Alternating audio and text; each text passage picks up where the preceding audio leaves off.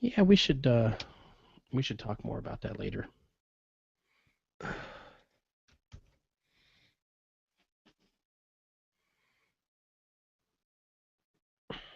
Oh, Are you still man. using that same old chair? Yeah, I think you're just gonna roll that thing until the wheels fall off. my ass hurts. So, just hurts. Like I said, if you need me to talk to your wife, Yeah. And I will say, this with the Raspberry Pi, the Retro Pi, I'm still not experiencing any issues with it, period. oh, God, you see, yeah, we need to have a short little chat after the show because I got a project I told you about a while ago, and Right. I'm gonna once I get that once I actually install RetroArch on the Pi and get it going, I'm gonna go ahead and start hacking on that thingy. Yeah, the only trick is the built-in app to do controller configuration is maybe one of the worst applications I've ever seen. It doesn't work. So what you got to do is you got to um, copy somebody else's configuration off the internet and then just copy it over the network to the Pi. Um, so the more popular the controller you use, easier it is to get it working.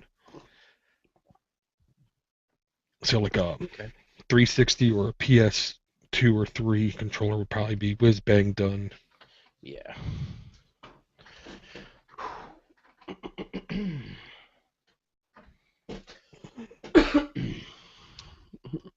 Before I forget. Let's see who do we got in the chat. I see Martin. I see Sage, Highlander 5150, Chuck, Acid Burn, and a few others. Thanks for coming out, guys. Or thanks for remaining in the chat while you sleep. Yeah.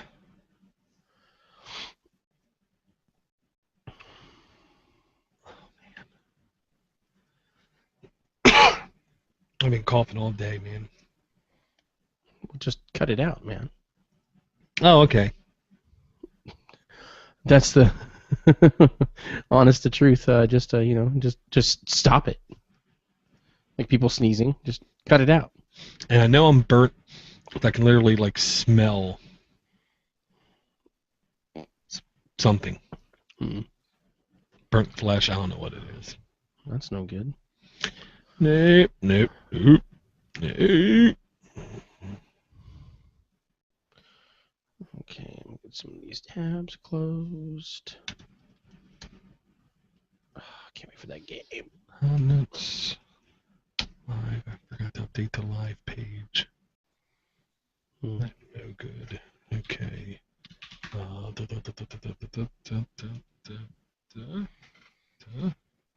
Copy. HTML. Paste. No wine Stefano tonight? I got no money. Oh, okay. I'm Poe. Paste. And save. Okay. Okay.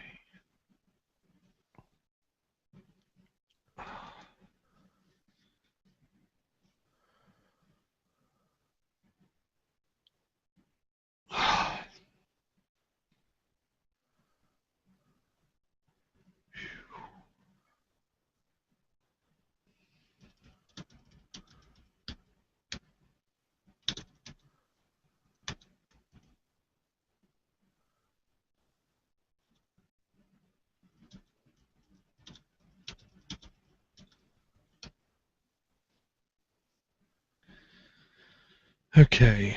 You have your Audacity up? I'm I running. will. I will in just a moment.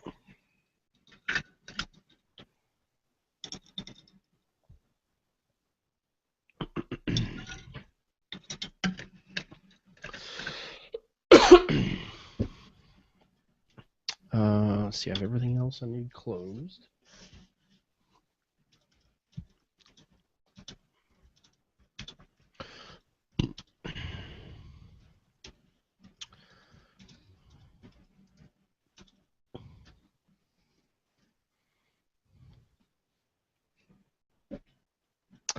All right, I am all set. Okay. Okay, hit recorded. 3, 2, 1, record. Check, check, check, check. Nice and mono-y. Yeah. Alrighty. Hello, everyone, and welcome to Linux to the Rest of Us, episode 159. This is a show about all sorts of Linux topics, news, hardware, software. I am Cody Cooper, aka Supercoop, and I am joined by my good friend, the DoorToDoorGeek, aka Steve McLaughlin. How's it going, Dort? The coop of superness. I'm doing pretty good. I feel tired, but I know me saying that to you is like a smack in the face. So, how are you doing, man? I am doing well. For those of you who have been following along, my son, Link, was born about 3 weeks ago, and I just now headed back to work this week. So I'm trying to get back into my normal swing of things while helping my wife manage a newborn and our 2-year-old son. So yes, sleep is a luxury. Yeah, and I will say that's one thing in this country, compared to, at least from what I'm led to believe, for a lot of other countries, we in America go back to work at a pretty quick pace and pretty quick rate. So I feel for you, brother. I know you're not getting rest. You're taking the kid to the doctors, and primarily helping your wife try to stay sane. Oh yeah, but the nice thing is that I could have taken more time. It's just that this is as much as I could take paid that I could and still have some time left over through September. So, but the thing is that they all have to go to bed sometime, right? So Yes. I got a lot of fun stuff done over those 3 weeks. In fact, and Josh Williams, shout out to Knucklehead Tech. He'll hate that I haven't done this yet, but Ice Machine Studios.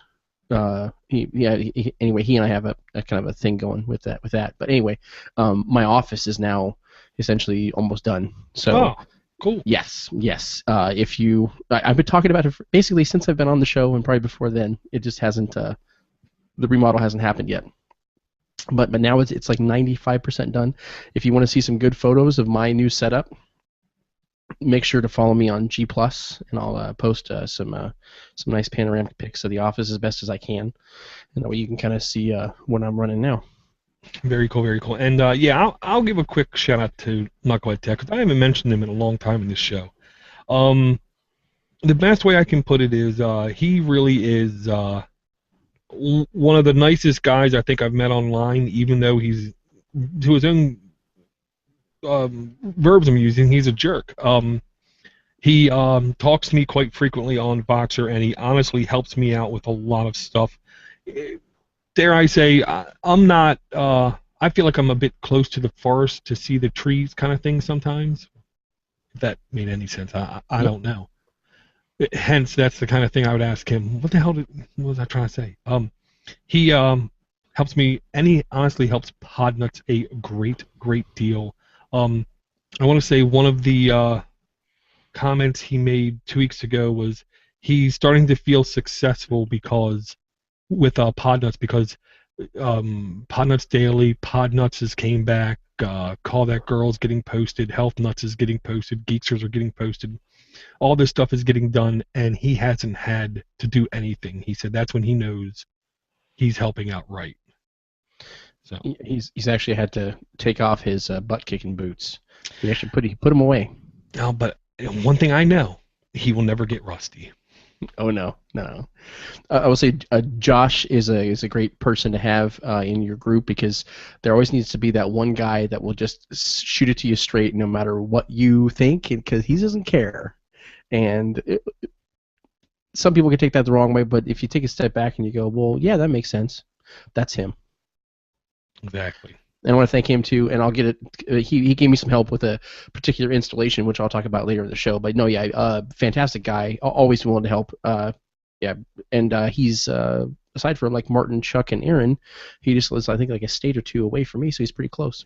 Oh yeah, he's definitely pretty close. And I'm just going to say this: you were here recently on Android App Addicts, Mm-hmm. One of the apps you brought was the Steam Android app. Just in case you did not know, Mr. Knucklehead Tech is also on Steam. He likes to shoot people. I'll say that. In video games. Eh, especially in video games. Yes. Yeah, that's a good way of putting it. Yes. We'll actually just roll into my little segment here, since that's a great segue to it. Brace yourselves, everybody. The Steam Summer Sale is coming. For those of you who, and Dor, you've been buying some games lately, or have in the past few months. Well, I bought a couple here and there, but honestly, I still am ultra green to the idea of a Steam summer sale. I've heard you say it in the past, and I've heard other people, like I believe Ven Stone, say it in the past. I'm not going to lie. I don't really get it, because I haven't been running Steam for a year, I don't think. Well, okay, so for those of you who don't know, well, I'll break it down kind of simple. Steam, of course, is online distribution center, basically a game distribution center owned by Valve, the company who made the Left 4 Dead series, Portal, Half-Life, Counter-Strike, Team Fortress, the whole bit. They are basically a digital PC games store. You go to store.steampowered.com. Every summer and heading into every Christmas, they have a large sale on a variety of games for like 2 or 3 weeks straight. And when I say a variety of games, I mean they'll have, this game will be on sale all week. This game will be on sale for the next 24 hours. This game will be on sale for the next hour. And when you think sale, let's say a game's $30. You're thinking, oh, it's going to be on sale for 25. Some of these games are like 90, 95% off, 75% off, 66% off. If you buy this package here, you get these 5 free. This pack of 10 games is just like a ridiculous cheap sale. So if you're into PC gaming at all, last year, well, actually the last 2 years, the Steam Summer Sale has run the first 14 to 17 days in July. So by the time this show airs, you'll still have a few weeks to get on there and check it out. What I do suggest you do, what were you going to say, Dort? Well, I was going to say, now the one thing I think a lot of people get numb to hearing about percentage off sales, but you were kind of insistent when they say sale. This is not no 10, 20, 30, 40, even 50% type sale. When they go on sale, they kind of go to another level. Yeah, and that's the thing too. If you see an advertisement, it's like games up to 90% off, and then there's like one $2 game that's 90% off. That is not the case with this. I mean, you're talking AAA. I mean, if you can think of, well, for instance, here's a deal I got a couple years ago. Every single game that Valve has ever made. You're talking, a catalog of 15 to 20 titles, right? And all the DLC. Normally it's like $300-400 if you were to buy them all separately. They had it on sale for $99, but for like a 3-hour period during one of their sales, they had that price for half off, so it was only $50 to buy everything. That's ridiculous. Yeah. So here's what I suggest you do, because I've been through a few of these. Number one thing, start saving your money, right? And number two, it's hard to stay on top of what games are on sale unless you do some pre-planning. So I suggested this on Android App Addicts, and we'll get into that here in a bit too. If you haven't already, go register an account through Steam, and then you can create what's called a wish list. And then you can just go through the catalog and like, oh yeah, I'll add this game to my wish list. It's just a wish list like you'd have on Amazon or any online shopping store. It's like, oh yeah, maybe someday I'd like to get that. But here's the thing. If you have those games in your wish list, then you can get notifications either by text message or email, or I think a couple other ways too. I think through social media when they go on sale, or when it's been announced that they will be on sale during the Steam Summer Sale. So you never have to worry about missing that. Oh geez, oh wow, okay. I gotta go take a break at this time to make sure I can buy it at this price, that type of stuff. So Right. you can plan ahead for it a bit. And another thing too that they do that's really cool is they'll throw up. I think they do this the entire length of the sale, if I'm not mistaken. But they'll have kind of like I don't know I can't remember what they call it. But imagine like a pit with 4 games in it, and they say community will vote. Whichever game gets the next vote, that will then be on discounted by this much percentage. That's awesome. That's awesome. Mm-hmm. I don't care if it's rigged and it's fixed or whatever. Just for them to come out and say that kind of thing is asking for people's interaction. Period. Yep. Yeah. My son's birthday just happened. One of the things he got was a gift card. I have it on the side. I think I'm gonna probably end up using this for games because, I mean, he's 9. Wait a minute. Yeah, he's 9. His interest in game is only going to elevate as time goes on, and the more cash I can get in the library now, the better. Oh yeah. Yeah. I just can't suggest taking at least those 2 steps, and you can pre-purchase Steam gift cards, or you can. That's what I do. I'd rather just buy the gift cards and kind of load it on my account rather than have a financial card. Right. You can purchase the Steam gift cards just about anywhere nowadays. You can get them in, like, I'm pretty sure Target sells them. GameStop sells them. You can even take your like physical games. You can buy like the Steam cards with store credit at GameStop, which is what I did with a few things. That's how I got my last batch. But yeah, it's fan. So yeah, stock up on the Steam credit, and make sure to get those games on your wish list that you're going to be interested in. Otherwise, you may miss them. Well, could I ask you for a stupid favor? And I say I'm pulling this out on you live on a show. So if Mm-hmm. you don't do it, I'm perfectly okay with it. Could I ask you to just maybe go through the Steam store and pick like 4 or 5 Linux games that people should keep an eye on, and that they should have on their list? Oh, sure, sure, and that's actually a great kind of segue into what I wanted to talk about next, which was specifically because last year was the first year where yeah, I think the beta was live then. Yeah, the Steam for Linux beta was live, to where it was the first time that Linux users could actually go on and get these games and run them natively on their machines. Well, Right. now Steam for Linux is out of beta, so this is the first year where it's like a real thing. Steam OS has already been announced, so that's in their marketplace. So they've really making a huge push to getting games on Linux, which is why I'm bringing this to this show. That, and I want, if any of you are gamers at all, have an interest in games, or much like DoorDoor said, if you have friends, family, kids that are interested in games, now is a great time to stock up on some of them. You don't even need to tell them that you bought them. Tell them around Christmas time. So here's a code Right. for you. Merry Christmas, whatever. But yeah, a few of the games that are on my wish list, I'll actually bring mine up right now. Here we go. One of the games that I'm really looking forward to, and this may or may not be discounted come the sale, Right. but it's called Metro, which is a series. It's actually a series of games based on books. And I wouldn't know about this particular release if it weren't for the wonderful guys over at Linux Gamecast Weekly. So Wonderful. LGC, They're wonderful. they're wonderful in my eyes. Ah, okay. There you go. Yeah. Anyhow, uh, yeah, Metro. It's a first-person shooter, kind of a survival horror type of thing. It's post-apocalyptic. You basically can't go outside without wearing specific suits, and then you have to manage your oxygen as well as fighting all sorts of crazy creatures. So, if you guys have played Fallout, it's kind of like that, but the graphics in this are completely amazing. A few years back, 5-6 years ago, there was Metro 2033, and then there was Metro Last Light, which came out about 18 months ago. Yeah. Well, they're doing the Metro Redux package, so it's both games completely. And the older game 2033, excuse me, is ported to their new graphics engine. So both of them are brought up to the current standards of their graphics engine, and you're getting both games for $49.98. Well, that scares me because I'm looking at Metro Last Light video right now on Steam, and to me, the graphics are silly, unbelievably crisp, and smooth. Yeah, So if they're going to get better, I'm afraid to see how much better they're going to get. right.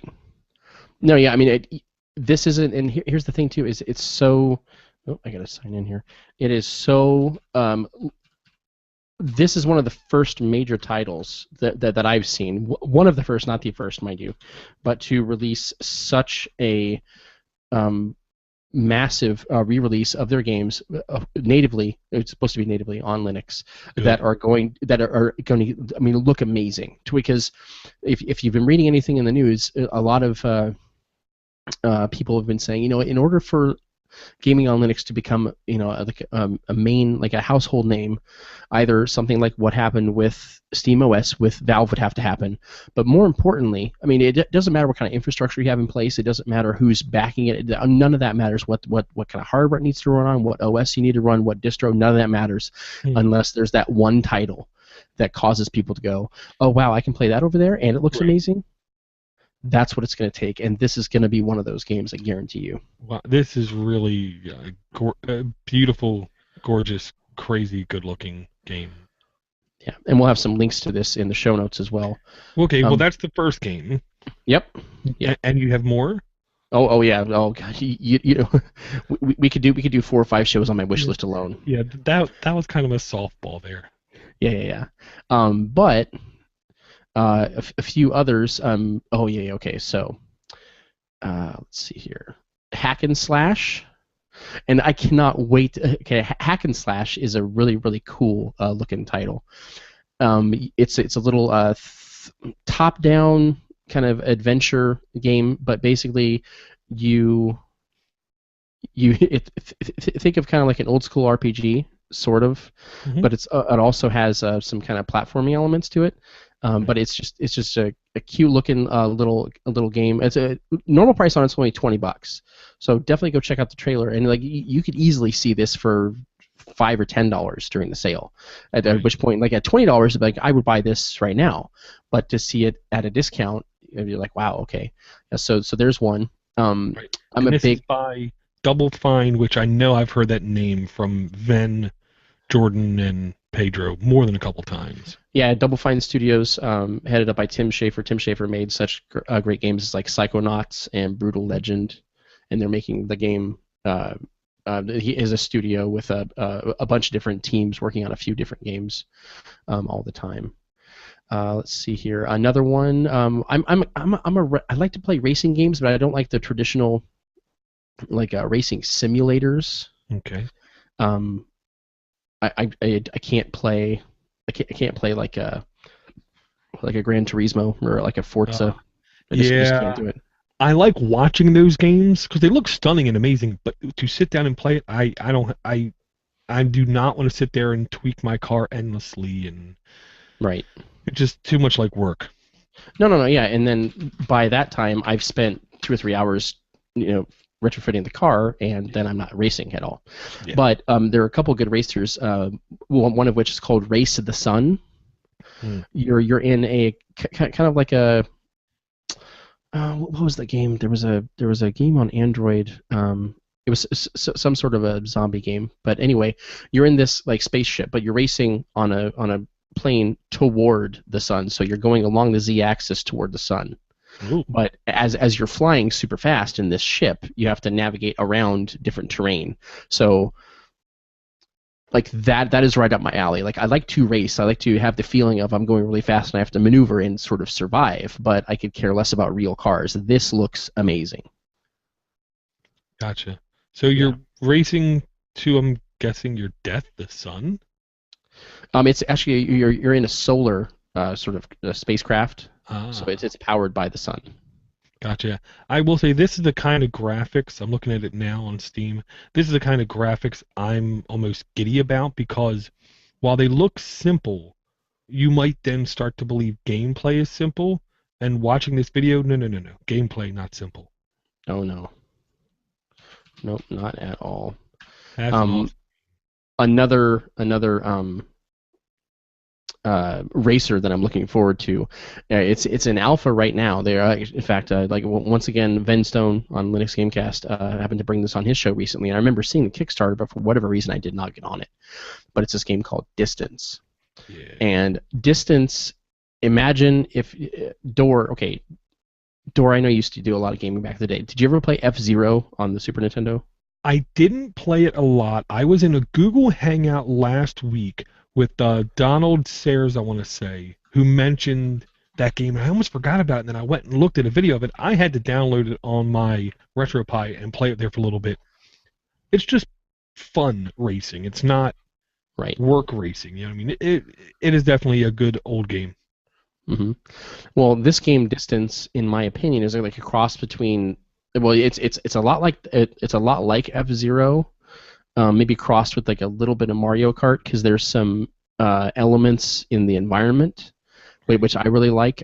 For instance, and it has more like a kind of like a Tron aesthetic because it looks like a car, but it looks like it could have been a car like in the film Tron because there's a Right. lot of like kind of LED lighting around.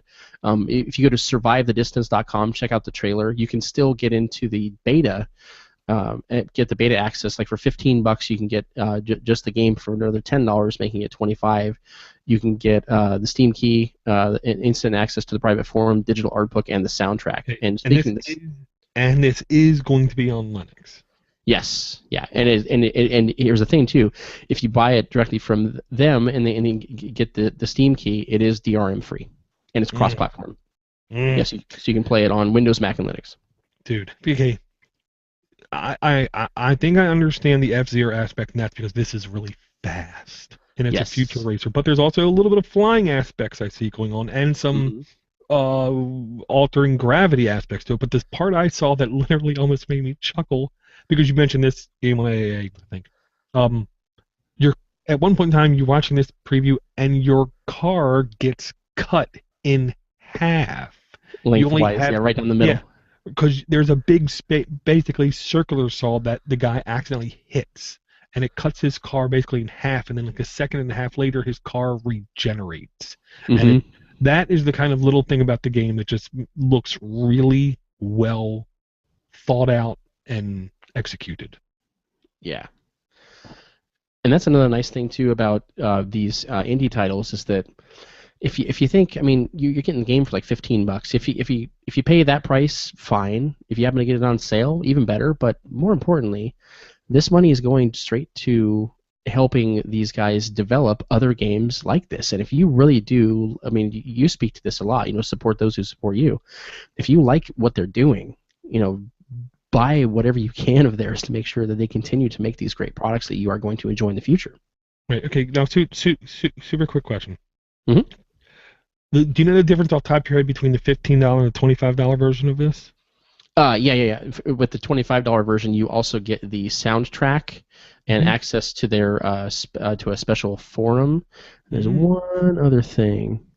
A digital art book. And I will say with the soundtrack, Steve Cherubino might be interested in this because it's a very EDM kind of feel, but they have an actual music artist who has made, this team has made 2 or 3 games together, but he has done the music on all of them. And it's not just your kind of run-of-the-mill, we're just throwing in electronic music here because it's a futuristic game. I mean, it sounds like a good soundtrack. Gotcha, very cool. Yeah, I mean, this is the kind of game, to be honest, I'm a dad. This game does not look overly complex or overly brutal, dare I say. To me, this is the perfect young adult game. Yep. So I am buying it. Cannot wait for it. Mm-hmm. Oh, very Purchase cool. done. Yeah, but yeah, so yeah, there's a few games to kind of give you an idea of what I'm looking forward to. And let's see. Oh, okay. Here's one game that you guys, before we kind of move on, that you definitely should be. Well, I should say 2 games. If you haven't got these yet through either a previous Steam sale or through a Humble Bundle, you need to check out one of my favorite games of all time, Super Meat Boy, and The Binding of Isaac. Who have the Binding of Isaac is another fantastic title. Well, obviously I do, but you like The Legend of Zelda. Oh, just a little, yeah. Okay. Well, so does this guy. His name is Ed McMillan. He created Super Meat Boy and The Binding of Isaac. In fact, The Binding of Isaac was something that he made kind of on a vacation after making Meat Boy with a different programmer than he did with Super Meat Boy. But oh yeah, you told me about this game. Yeah, this game is awesome. Like Super Meat Boy is a fantastic platformer. You're a little wad of meat, a little boy with no skin trying to save his girlfriend, Bandage Girl, from the evil Dr. Fetus. And you basically go save her at the end of every level, but then he comes in, swoops, takes her away off to the next level, and you go on, so on and so forth. One of my favorite games of all time. I could play it forever. But Binding of Isaac is a roguelike dungeon game, so it's randomly generated dungeons, but it has the dungeon structure of Legend of Zelda, which he did on purpose because he loves that game. He plays through it every year.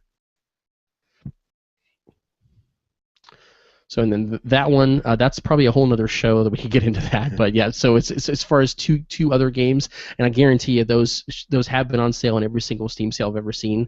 And even if you paid full price for them, they're worth the money. So definitely put those on your list too. Well, yeah, The Binding of Isaac is only $4.99. I mean, Right. It's one of those things. See, this is what my buddy, when I was young, he would call this a bumper.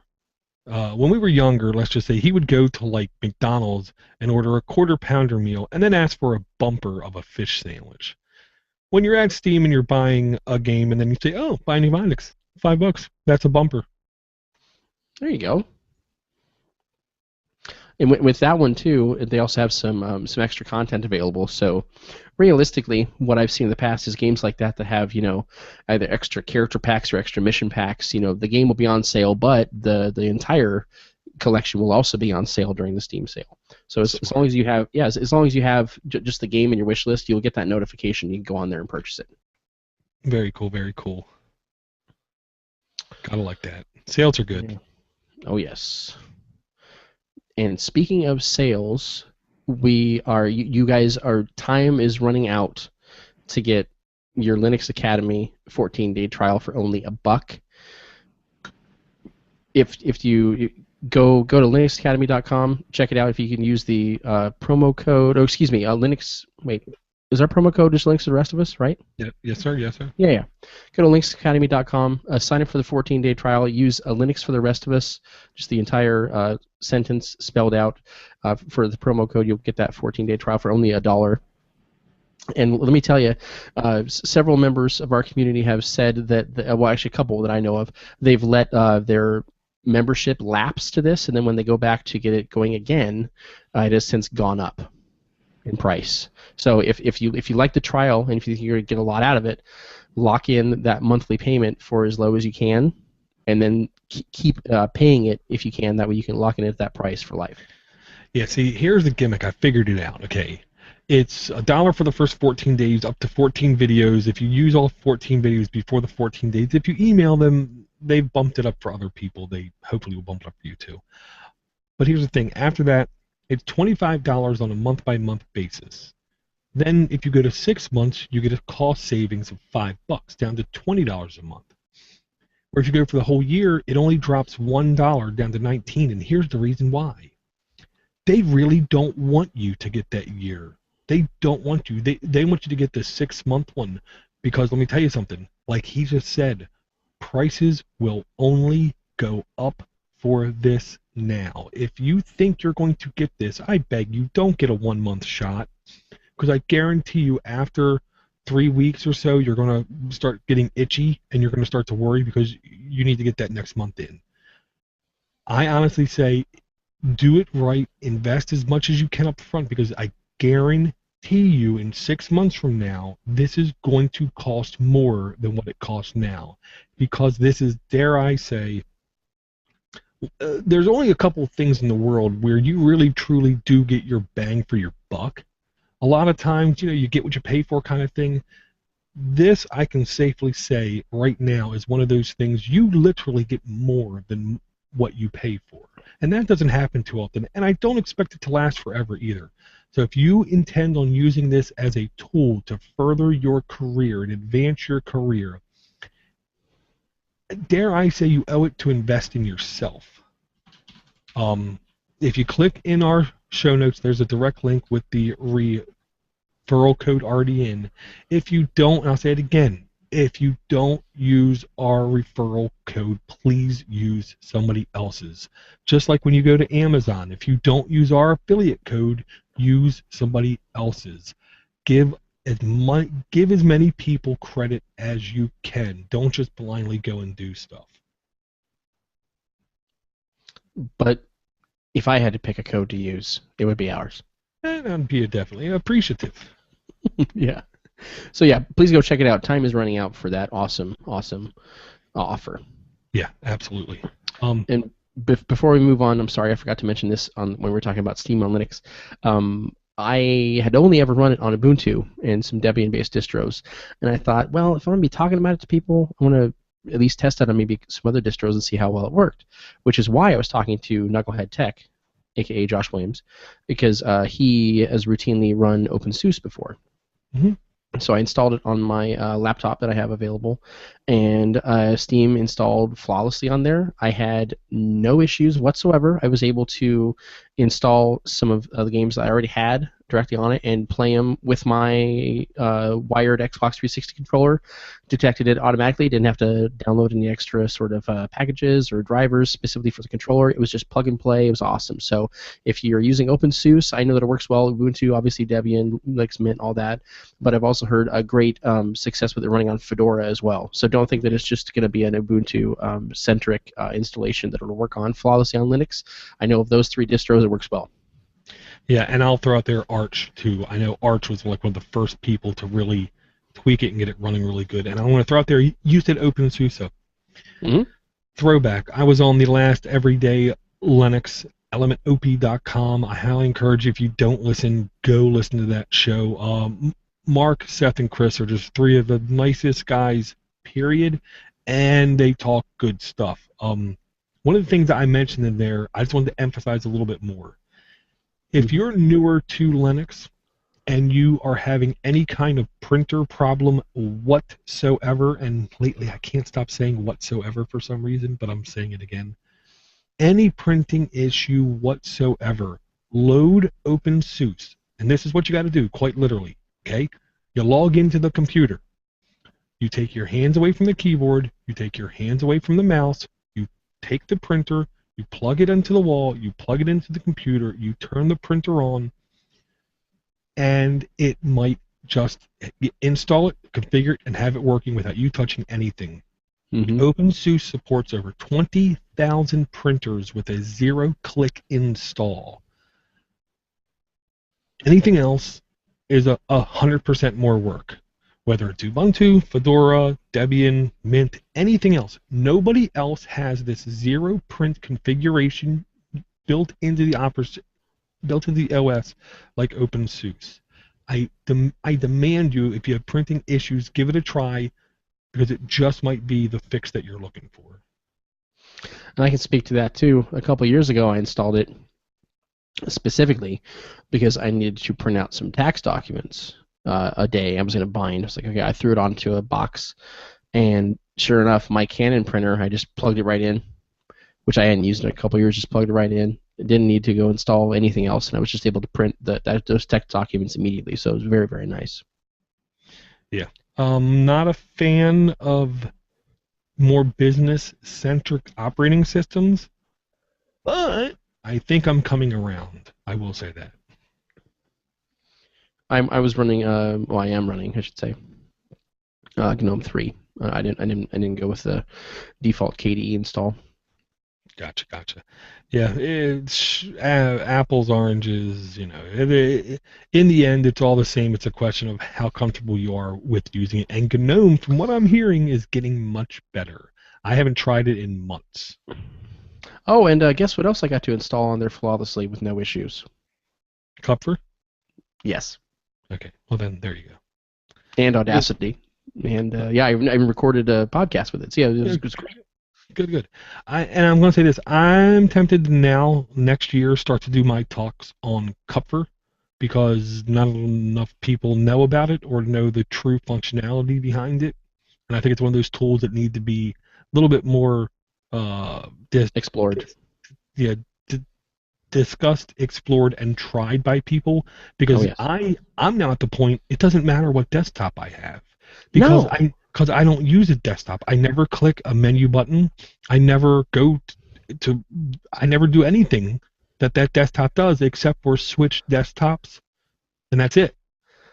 And what's funny is that is that in Ubuntu and in OpenSUSE, and I think Fedora, well, in GNOME 3, but anyway, you can hit the super key, aka the awful Windows key, and bring up the the HUD, the prompt to start typing the program you want to launch. Just hit enter and it loads it. Even though that's one button, Yeah. I still will use Kupfer. I do Control Space and then start typing because it's more kind of instinctual. I don't know. It was very weird for me to like, oh, which I just Control Space, boom, boom, boom, done. Yeah. It's great. Love it. Well, yeah, that's the thing. Dare I say, instead of training yourself towards a specific desktop, you can load any desktop and then use Kupfer. And granted, there's certain things that probably are simpler in a desktop, but then, dare I say, you're beholden to the desktop developer. And if one thing we've seen here recently, desktop developers don't care what people want for the most point. They are going to do what they want to do, when they want to do, how they want to do. So taking a little bit of that control away from them, to me, dare I say, is a good move. And that's why I like Kupfer. Hasn't changed in years and years and years and at least years. So I'm going to keep using that until it's deprecated and I have to build it from source and I have problems with libraries. I'm going to keep using it. It is fantastic. Yeah. And it's from Belgium where they make good beer. I'm drinking some Belgian beer tonight. Good man. Okay, now this link here I found over at Make Tech Easier, and it's one of those little stupid things that, to be honest, it's really new user friendly, but I saw it and I had to do a couple of them too. Okay. And this is entitled 8 Useful and Interesting Bash Prompts. Okay. When you pull up your default terminal in 99.9999% of the distros, you're going to be running Bash. Bash has a deep configuration possibility, I'm going to say, and they're doing a little bit of unique things here. The first one is basically it uses emoticon-esque typing to show you a happy face or a sad face when you issue a successful command or a bad command. And it's just the leftmost of the screen. When you type your command, hit enter, it will show you either green happy or red sad face. Or even change the color of the command itself is the next one. Then there's multiple line prompts, color manager prompts. One of the reasons I started using Fish years ago when it was mentioned by Russ, winner of the Techie Geek, was because it was so heavily color coded. I could really easily type and understand what I was typing just by glancing at the colors. It made sense to me. So here's how you can bring your color into your typing and your commands with Bash itself. There's more than a couple other things in here. I seriously beg people, when you're setting up a new computer for a new user of Linux, you might want to investigate some of these and maybe put it in their form. It might make their terminal experience a little bit easier to digest. I can speak to that specifically because I'm looking at number 4, color manager prompt. Mm-hmm. And I have to print a lot of documents at work. It's basically just emails and documentation, and it's just pages upon pages, and I need to print them, disseminate them that way, and then keep them on hand for reference for, however long. But it's just blocks of text to me, and I'm just like, what the hell am I going to do? So I literally just went out and I just started buying color-coded highlighters to highlight specific things throughout the documents. And if it weren't for those colors that I use, it would be very hard for me to go through and find a lot of that stuff. So to see some of this color coded in orange and a lighter gray and like yellow, I think it's very cool. And it would also make, I would believe, learning the command line and doing certain commands, and especially the paths, being able to color coordinate the paths would be really beneficial to newer users.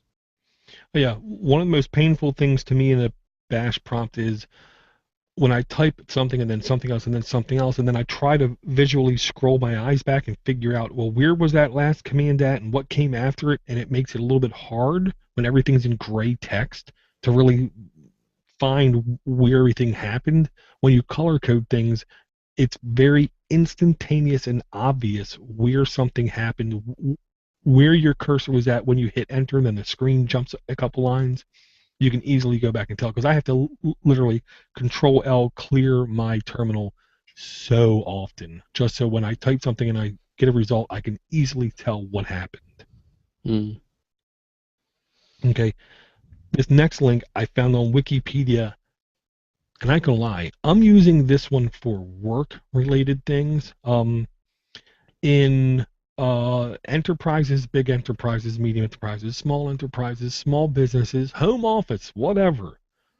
You always want to know what possibilities are out there for any type of software that you might need or your organization might need. You can just go out and do a Google search, and you're going to find people who are artful and talented at SEO.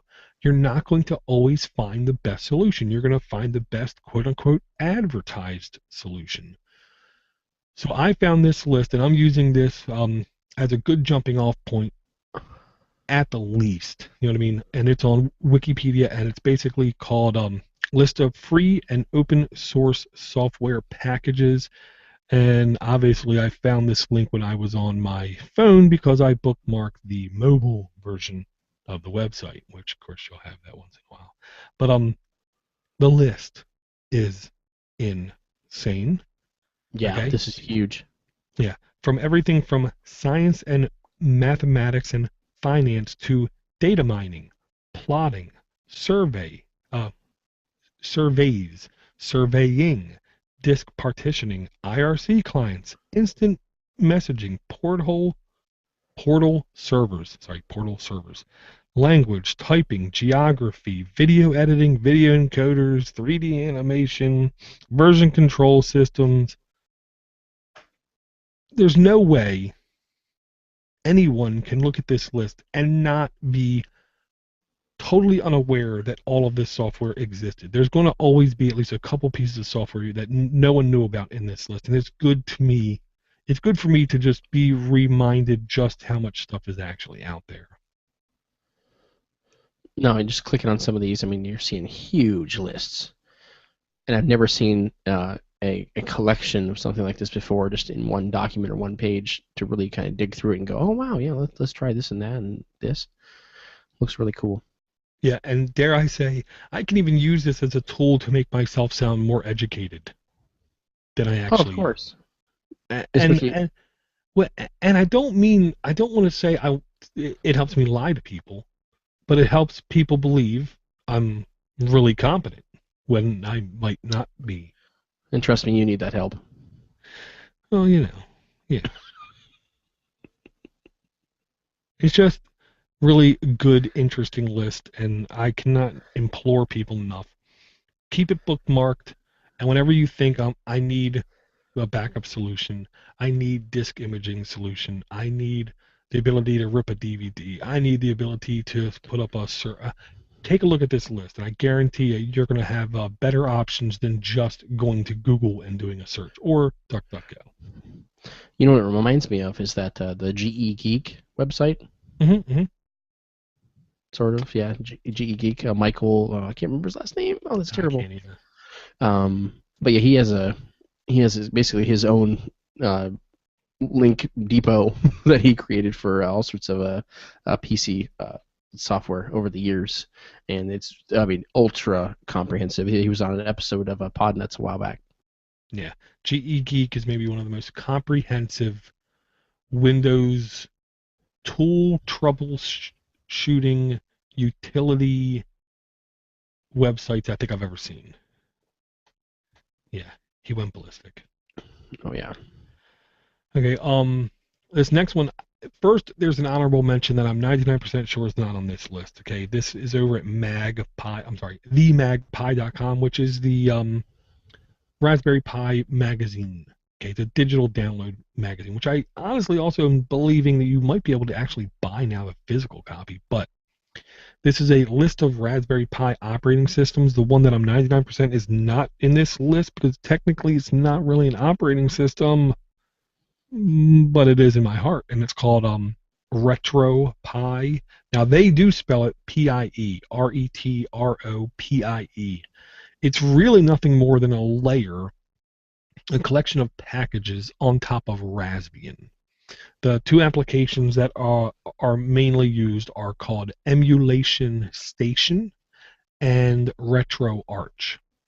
Emulation Station is the browser to browse your different emulated game systems, and RetroArch is the back-end engine to actually take the ROM, load the ROM, and display the game.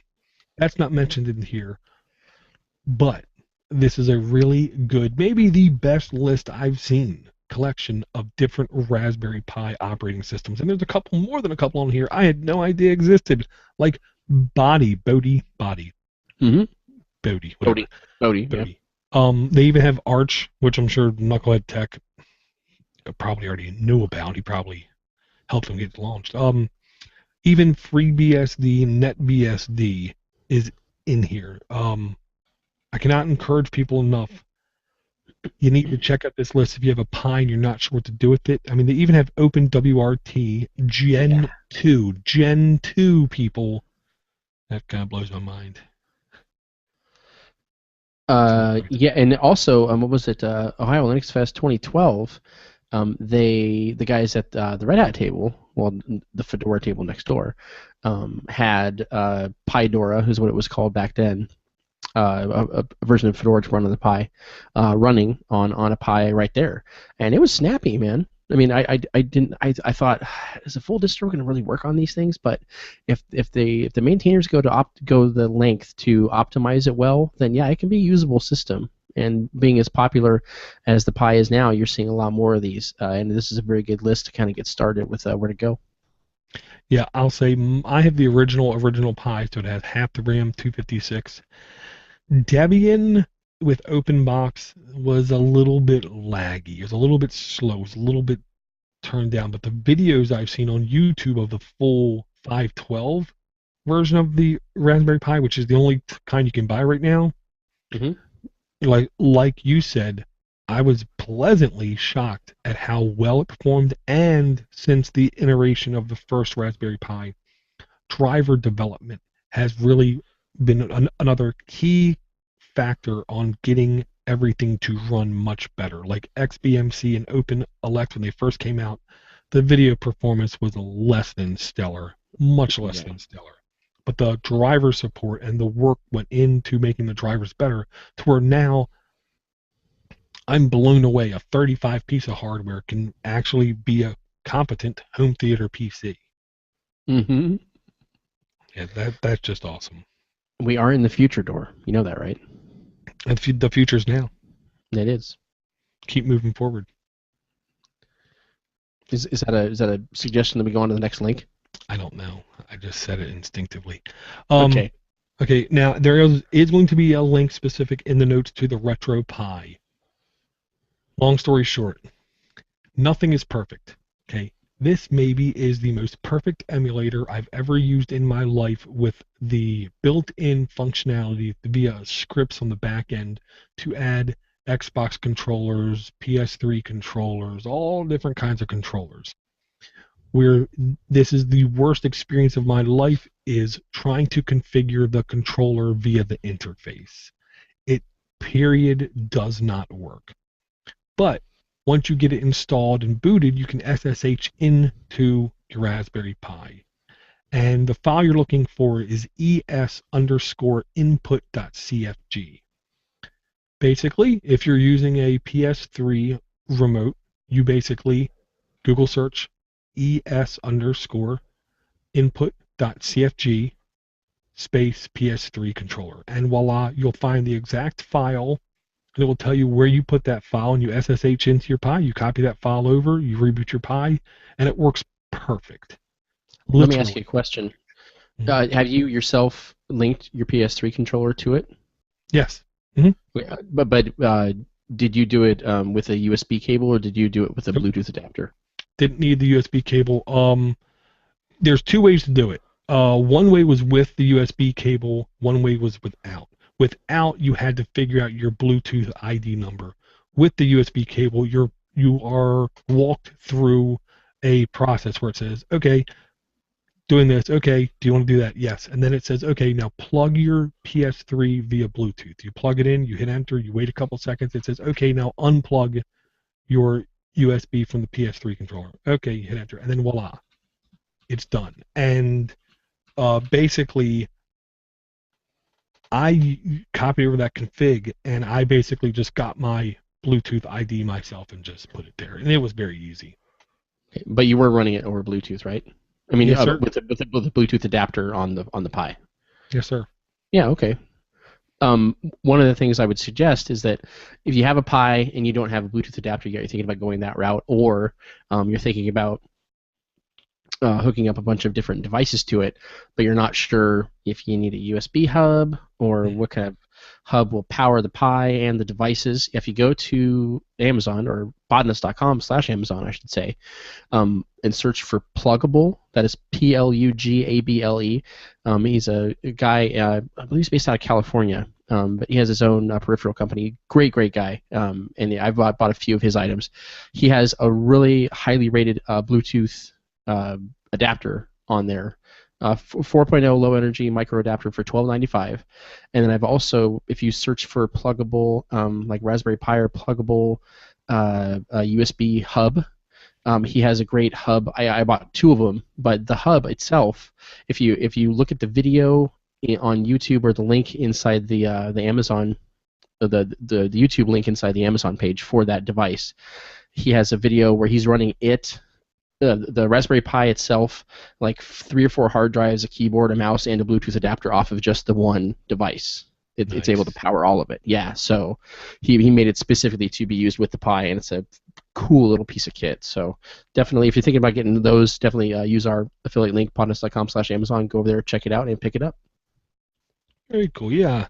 Honestly, I believe this was the vendor that I heard you mention before, and I remember I browsed all of the products they had to offer, and I was pleasantly shocked at they a lot of them seemed very fairly priced, but also everything I looked at had easy 300 plus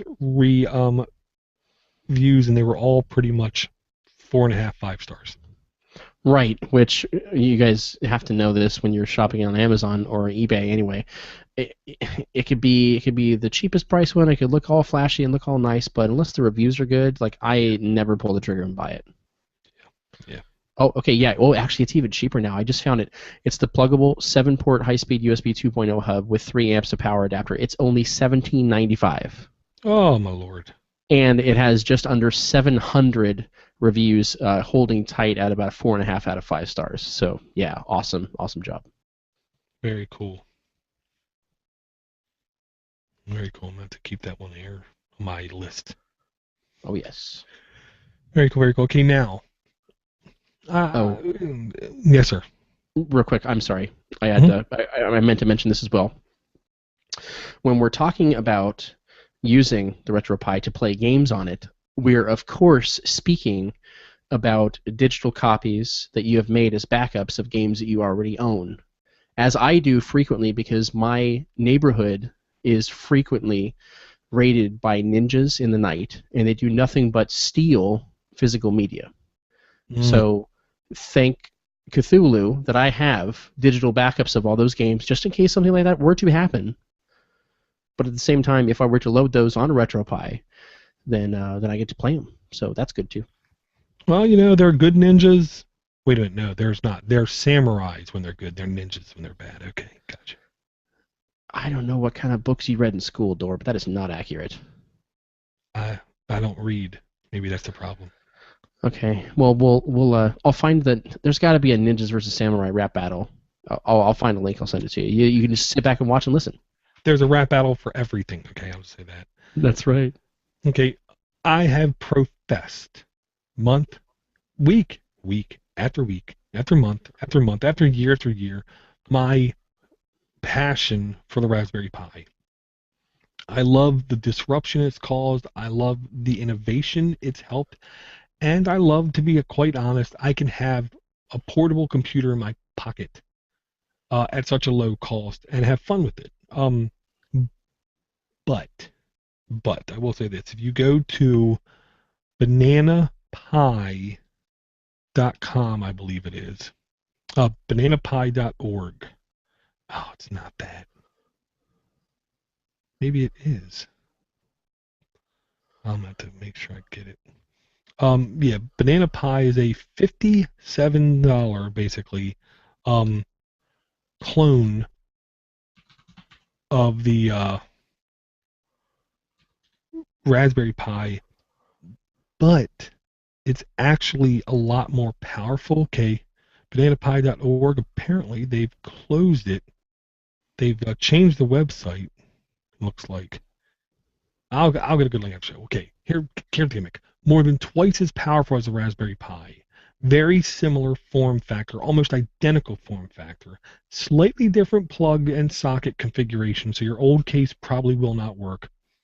But it's only $55. It's not even twice as expensive as a Raspberry Pi.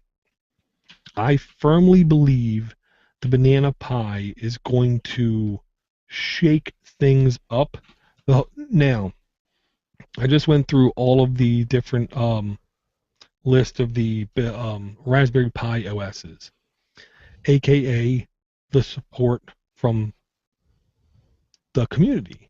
If the Banana Pi does not get the support from the community, it does not matter how much powerful it is. And I'll say in my experience, it does not matter if it's twice as powerful hardware. That really means nothing in the end game of things. It matters how well designed are the drivers. How optimized are they? Because if they're very optimized at like a good rate, then I honestly can expect it's going to run really good. But if they're not, then it's just not going to be very good. Or someone else is going to come along with better optimized drivers anyway. The one great thing that these devices have going for them, especially the derivatives like the Banana Pi, and there was a couple other ones. I think there was a Pumpkin one, which has different chipset, but is the fact that it's all the same hardware. I mean, per brand, per board, it's the same chips that they're working with. So you don't have to worry about optimizing it for, if you're running this and that on your computer, if you're running these hardware specifications, that's fine. All the specs are the same on this version of Raspberry Pi, on this version of the Banana Pi. So they are able to optimize it much better, and it's going to be a better end user experience because of it. Yeah, I will say I'm not getting, I think, the right website that I had bookmarked at work. So I'll try to find that, get it updated in the notes. Bottom line is, right now, technically, you can buy it at Alibaba or at AliExpress. I don't encourage anybody to just randomly throw money at Alibaba or at AliExpress. If you have a credit card that is secure, or a throwaway credit card, and you want to give it a shot, you can buy one right now from Alibaba for $50. It does look like bananapie.org has them available, but it's in a language I cannot comprehend. Chinese. I don't know. I can't comprehend. It is Chinese. I'm telling you. I'm not asking you. Okay. I know. I just, I would like to get one to play with. I would just say that. I would really like to get one to play with. Yeah. Yes, it would be fun. I gotta say, I have to utilize my Raspberry Pis first before I can justify getting one of these. I'm already utilizing one of my Pis for that thing I talked about, the video looper deal at work, which is great, but it's just sitting at work being awesome. Gotcha. Yeah, and now it does look like, I believe Martin found me a good site. It's lemaker.org. It has very good information on it in English, so we can read it. Quick start guides, download guides, where we can get Debian and other things installed on it. And I will tell you, from what I just said earlier, if you can get Debian installed on this, then you can go get the emulation station and RetroArch, and there is a script file too you can download to get RetroPie installed, where it wouldn't shock me if that same script even would work. To where, bang, you got yourself. And the whole reason I'm thinking about this is because I love the N64. I think the N64 is one of the best consoles ever. Okay? Has a great F-Zero game on it. Oh, it has a great F-Zero game on it. Has Legend of Zelda: Ocarina of Time, and has GoldenEye on it, if I'm not mistaken. All three of them. It does. And I tried to play the N64 on my RetroPie, and it is not powerful enough. And I cried. and then I went to bed, and then I woke up, and I tried it again, and it still didn't work. So if I could get more powerful hardware that could let me possibly run those 3 games, I could go out on disability and stay moderately sane. I'm just saying. But you can still podcast though, right?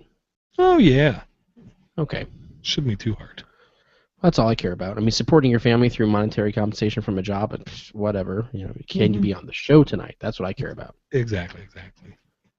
Okay. So we'll have to see how it goes. And I will say I might be able to talk my wife into letting me buy a Q box. Where if I do get a Q box, that's going to probably get that's the 2x2 by 2-inch computer. If I can talk the wife into letting me get that, I'm going to probably put that in my son's room upstairs with Android loaded on it, with Netflix, with Plex, and RetroArch is a Android application as well. So he can sit in his room and watch his Netflix, watch the Plex videos, and play old school gaming. Because I'll say, shockingly, my kids love Tetris, Pitfall, what was the other one? A Frogger. I was literally shocked at how much my children loved those old games. Because I thought, there's no way they're going to like it. But no, me wrong. They loved. Well, as always, Dor, if you need help talking to your wife, I need. you're a pro wrestling fan. You'll get this right. It's like you're in the ring with her. If she's about to just completely slam you, you're completely just, you're about ready to just lay down and call it a night, right?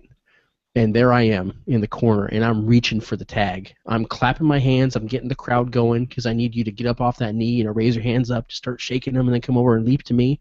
I'll come through the ropes. Heck, I'll even hop over the top rope, right over the turnbuckle, use it to just get in there and talk some sense to her so you can get that cue box. Hot tag.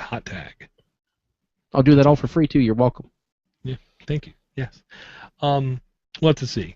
It might happen because my excuse is, look, it's a birthday present for me because my birthday just passed as well, but it's also a birthday present for him. 2 birds, 1 stone. How can you pass up the opportunity? And I'm close. I don't know, man. That sounds like a good pitch. I know. Trust me, it was well thought out. If you need someone to punch it up to me, I can take a look at it. Absolutely. Okay.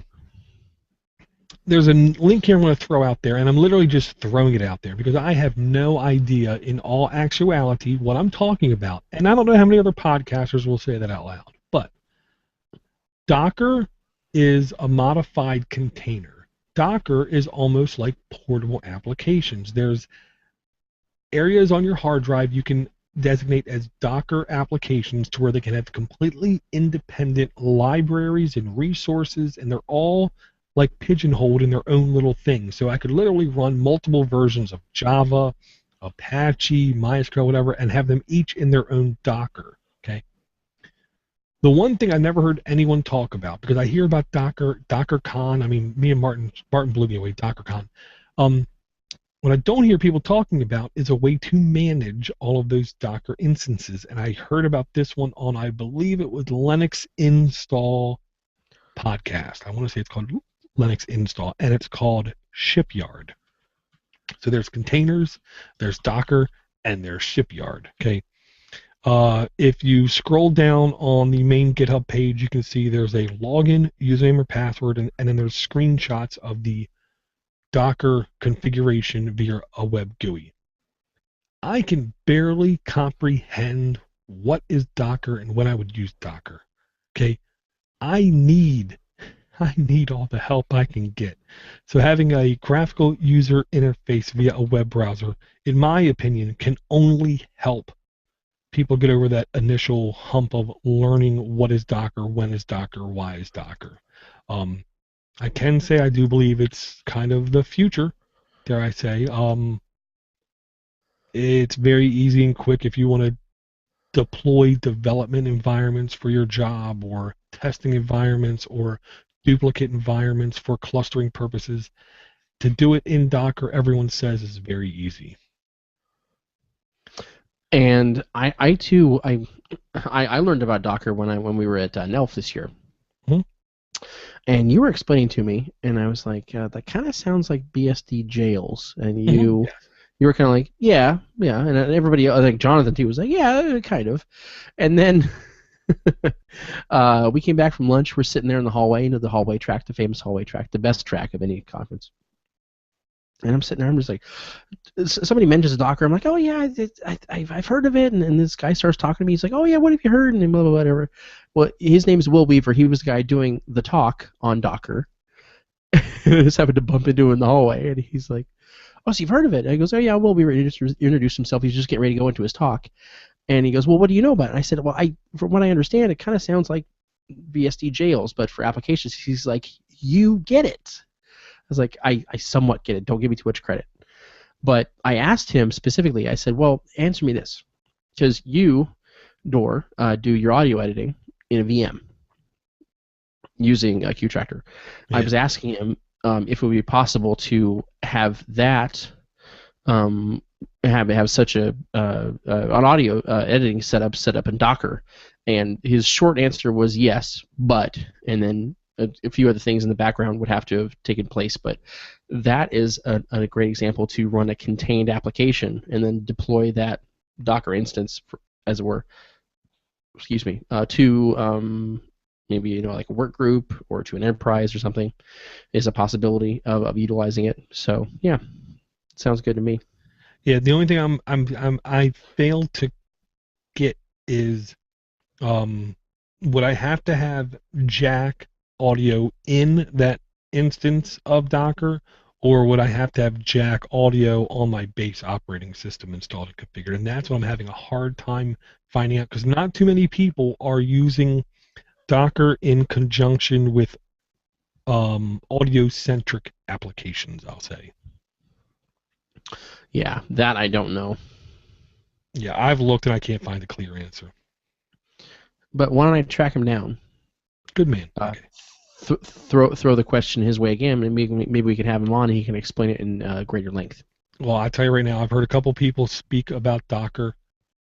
He, by far, was one of the nicest and sharpest guys it seemed like when talking about Docker.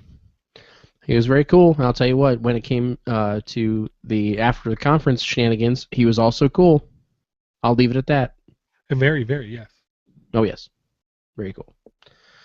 All right. Okay, there's a link in here about Chromebooks. Yeah, I wanted to bring this a while back. Well, actually, I think I was out on leave when I and also thank you guys for being patient, and thank you to Martin Obando Rambo MBO for coming on the show in my absence. I was just so busy with family, and it came to Monday night. I'm holding the baby. I'm looking at the wife. She's just so couldn't quite do the shows for a couple weeks, but you guys still went on. I hope you guys liked that Ike interview with Ike Doherty. It was a pleasure talking with him. Yeah. But one of the things I did want to bring about a month ago was the fact that, and Dora and I talked about this, there was an article I read maybe a couple months ago that released the end-of-life dates for all of the current, as of already yet produced Chromebooks and Chromeboxes. And our Chromebooks, the ones that Dora and I own, are the Acer C710s. We're going to reach end of life, which means they will receive no updates from Google as far as the Chromebooks is concerned, sometime next year in 2015. Yeah. Which kind of made me take a step back and think, well, that kind of stinks, But then I'm like, well, I did buy a $200 micro laptop. Yeah. How long can I expect it to really be supported? I mean, I'm just going to throw Linux on it anyway. How long can I expect it to be supported with software updates to the manufacturer? But apparently a lot of people also kind of threw up their hands and said, well, what's the deal, Google? So the Chromebook end of life is now on a 5-year cycle. So our Chromebooks will get support all the way through 2017. Which I got to say, I mean, 5 years to pay $40 a year for the device. Yeah. That's, it's, just dollars a month. So, yeah, but like just over $3 a month. Yeah. Well worth it. Oh yeah, absolutely. And I'll still say I think the best investment anyone can do is as soon as you buy a Chromebook, buy more RAM. Period. Buy more RAM. It's one of those things I think that can really help the overall experience, and now with 5 years of support, even after that purchase, you're still going to pay so much less. And I still believe this: two things. One, the Chromebook really does meet a large spectrum of normal people needs. All they want to do is Facebook, and all they want to do is YouTube, and all they want to do is go to the plain Jane websites. But two, I say I'm still kind of bullish on thinking this is probably the safest web browsing experience that is offered out there. Only time will tell if that's a good statement or a bad statement, but from everything I gather, it is probably the safest web browsing experience you can give somebody. Um, and it's very isolated. The possibility of issues are extremely few and far between. There's no such thing as crypto locker on Chrome OS. Right, right. Yeah, you're not gonna have to pay more than the cost of your machine to get your data back. Yeah. Right. And it literally would be more than the cost of a Chromebook. You're right. Mm-hmm. Yeah, I bought one for my dad a couple months ago, and he loves it. And at that point, and this is not me hating on Macs. I swear to you, this is not me hating on Macs. Okay, but no, hush your mouth. Come on, you haven't even said it yet. You don't know what the hell you're talking about. He's always been a big fan of whenever he buys and whenever he makes I would say a mid-range purchase. I'm thinking of some of his firearms, some of his technology, some of his gardening equipment like his rototiller. He would just save up and buy it cash, right? So he's running this old. I mean, just God, it's close to 10 years old now. It's one of the original Mac Minis. It's the Core Solo Mac Mini. Right, and I've already done a RAM upgrade on it like 5 years ago, and it still just runs like garbage because it already reached the end of life as far as OS 10 is concerned. So it's dead in the water. He's having horrendous issues with it all the time, and just because it's not supported anymore. And it's nothing to say against OS 10 or whatever. Okay, fine, but he was saving up all this money to buy this new iMac. Well, the new iMac was however much it was, $1,700, what is it, $2,400, whatever. And I said, well, what are you gonna do with this machine, knowing that I knew what he was going to do with the machine? He's like, well, I need to check email, I need to do this, and I'd like to maybe look at photos, and because he doesn't have Facebook or anything, and no social media whatsoever, just all be basic user stuff. Yeah. I was like, well, why don't you spend like $200 or $300 on this huge monitor? And I showed it to him at a store, and then $199 or $179, however much it was, on this little box here, and then you can do all of that, and you never have to worry about viruses. Yeah. And he's like, but what am I going to do with all the extra money I was going to plan on spending on the Mac? And he giggled, And so I was like, I don't know, that's up to you. So yeah, he pulled the trigger and did that. Man, he loves it. He got a webcam. We're able to chat, through Google Hangouts, because he has a Gmail account set up. Yeah, he loves it. Very cool. Yeah, I can safely say that when my kid starts to demand a computer for his schoolwork, he is not getting a full computer just because I don't think it's necessary. Now, when he wants to learn computers, that's different. But when he just needs it for schoolwork or for his normal, let's say, Flash games, he's just going to get a Chrome box. That's all there is to it. Yeah. So I did this a while back, well over a year ago, when my first son was born, and I got some great response from you guys. So I want to kind of throw something similar out again. I now have a son who will be 3 in July, and I have a newborn here. And my son Quentin, my almost 3-year-old, he uses his tablet every day.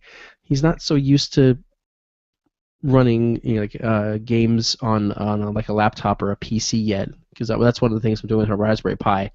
But what I want to know from you guys, and please send in correspondence to this, and we'll let you know where to send it to in a minute. If you have kids, that please let me know when you started to get them involved with your tech projects, whatever it was. Whether you guys were building a machine and showing your kids, how the different carbs go to the motherboard and the hard drive, the CPU, whatever it was. If you guys were doing modifications, doing some hacks on some home devices, I would love to hear those stories, because he is. I mean, my office is just it's so much stuff and so much workspace area to where I'm getting ready to do a modification on a router, and I'm thinking of bringing him in, and he's still kind of learning how to talk, but he can definitely, watch, and he gets very excited around all of my little stuff. So I'm thinking of bringing him in, with my drill and the Dremel and everything, and kind of having him help me. So I'll report back on that, but send me an email to cody@podnets.com. And let me know if you have kids and you had them to help you with tech products, what kind of age they were, and what that story was. I'd love to read it. Very cool, very cool. Yeah, and I'll just say, it doesn't matter. I got no problem throwing myself under the bus. It doesn't matter if I don't get an email for 5 days in a row. I'm still going to be behind in my emails. I don't know what it is. It's like one of the constants in the universe. Because some days I literally do check my inbox, and even after getting rid of all of the mechanical email, when I only filter down to real people sending me real emails, I still sometimes get like 40 to 50 a day. So I'm always behind, and I do publicly apologize for that, but I am doing my best to try to keep up with it. That is quite the load. Yeah, during my time off, my inbox was reaching about 600. I cleared it down to about 87, and Good now man. I'm going back and answering those and making sure to properly tag and dispose of them accordingly. Just get them out of the inbox, so don't have to worry about it. Gotcha. Cool. All right. Well, Door, where can we find you on? Do you have anything else for the show, or are we all set? The one thing I wanted to let people know is that we do have a change on our network. Android App Addicts has went through a metamorphosis. Metamorphosis? Yep, you got it. Yeah, metamorphosis. We were a weekly show, hour and a half, sometimes 2 hours, where we would go through apps, comment on apps, and go through more apps, and then comment on apps, and then emails and stuff. The good thing about the show is, quite literally, nothing has changed about the show except the length. What I mean by that is now we have 5, sometimes 6 days a week, daily releases of the show. 15 to 25 minutes seem to be the average. And we also now have developers and people in the Android universe kind of thing stopping in once in a while to talk to us about either application development, the Android ecosystem, all kinds of different stuff. I highly encourage you, if you never checked out that show or you listened to us a while ago, try it again at podnuts.com/AAA.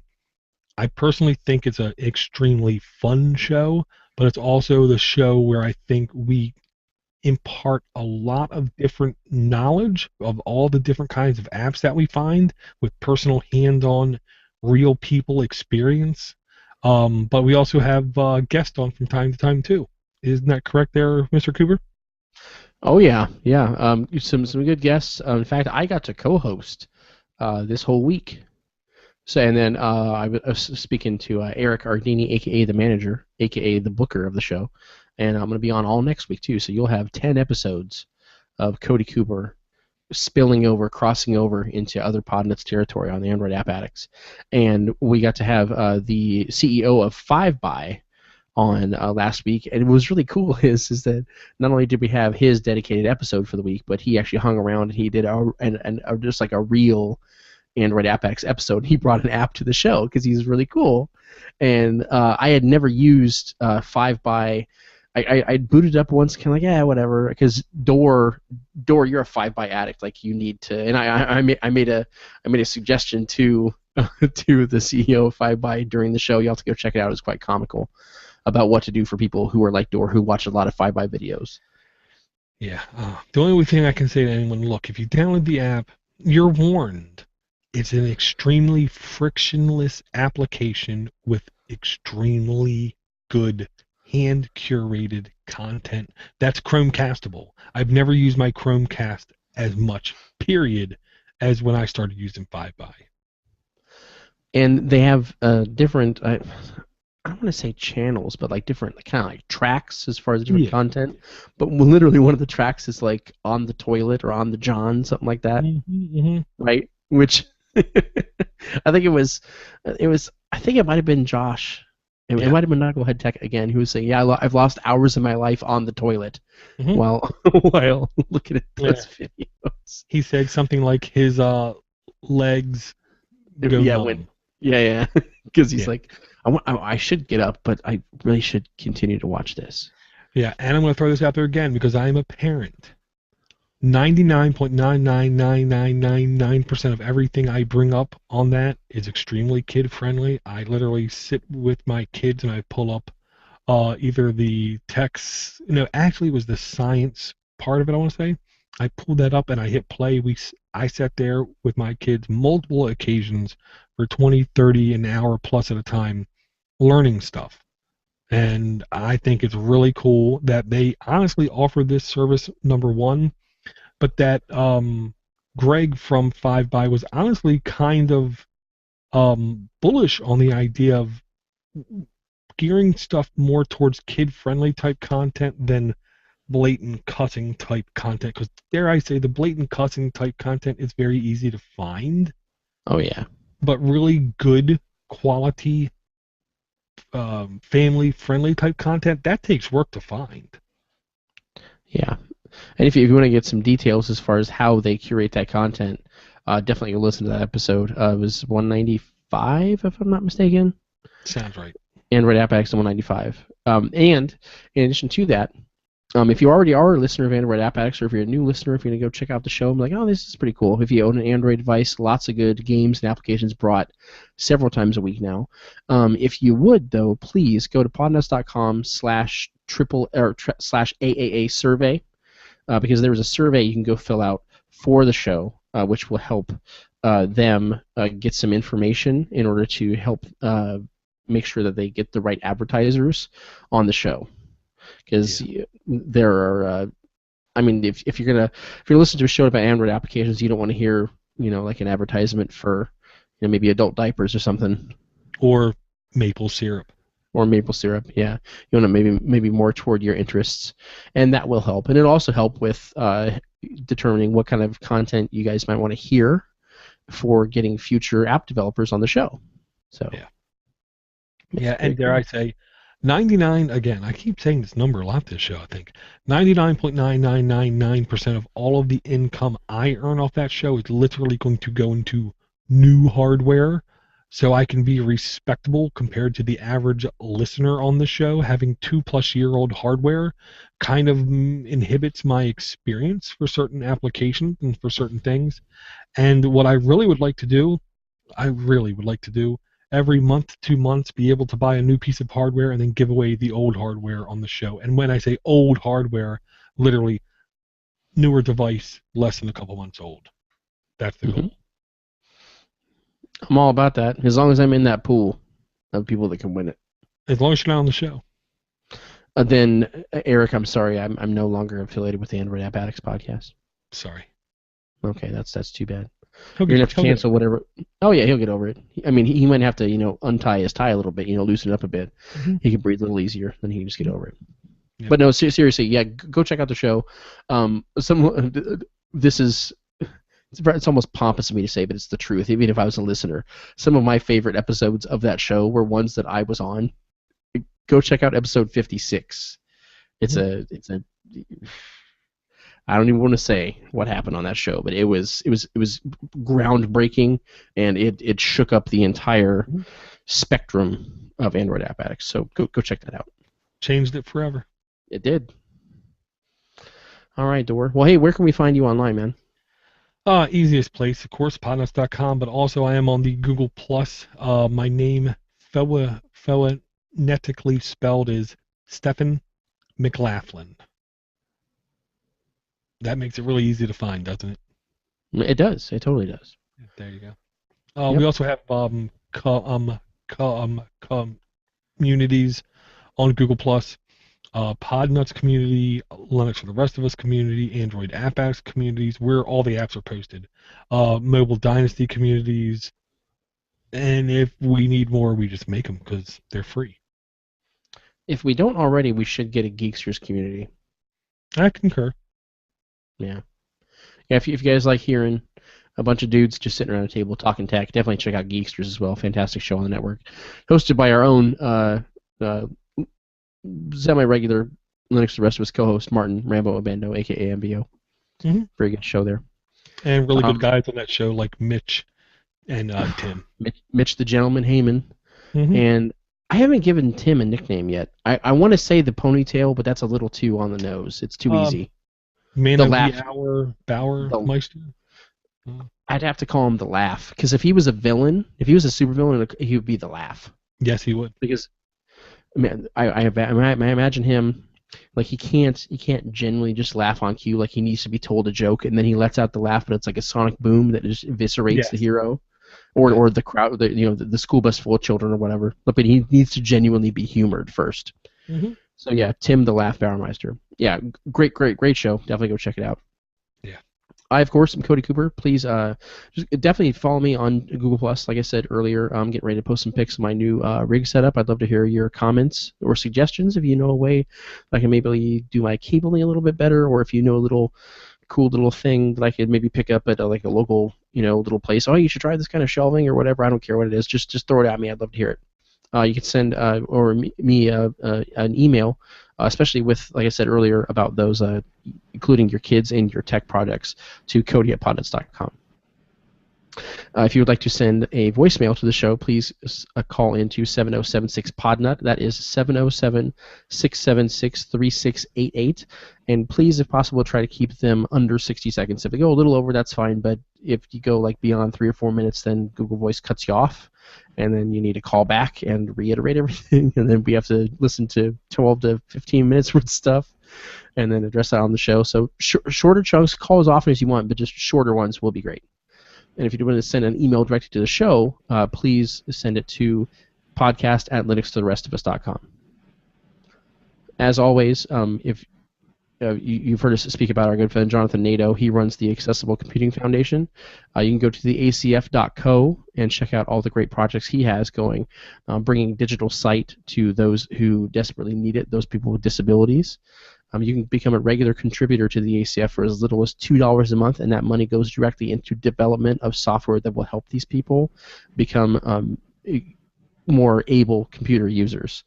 In addition to that, you can also help him seed his Linux distribution, Sonar, which is an accessible Linux distribution based off of Manjaro Linux, which is based off of Arch. By following the link in the show notes, you can help seed the torrents to help distribute it easier to many other people who desperately need the easier access to the distribution. It would be much appreciated. If you're going to be shopping online, please, as always, like I mentioned earlier, check out that pluggable stuff by going to podnuts.com/Amazon. If you use that affiliate link, we do get a little bit of a cut of that sale. You're not going to pay any more than you would normally for purchasing those items anyway, but it does help out the network, and we do pour those funds into a variety of things to help ultimately create better content for you, the listener. You can also go to podnuts.com/Newegg or /eBay. If you're going to be purchasing items there, that also does help us out. We would really appreciate it. And thank you very much for listening, everybody. And please remember that Linux is not just for the rest of us, it is for all of us. Good night.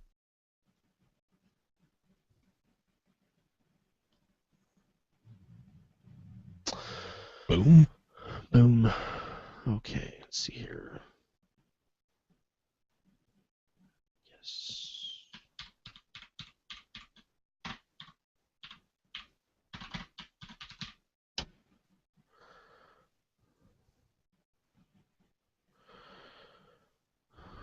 All right, stopped Audacity. I'm saving the project now. Same here. I gotta do one quick edit, and then I'll have the audio in the BitTorrent sync within half an hour. Cool. Okay. It's past 1 here, guys. I'm gonna kill the live feed. Thanks for watching, everybody. Take care.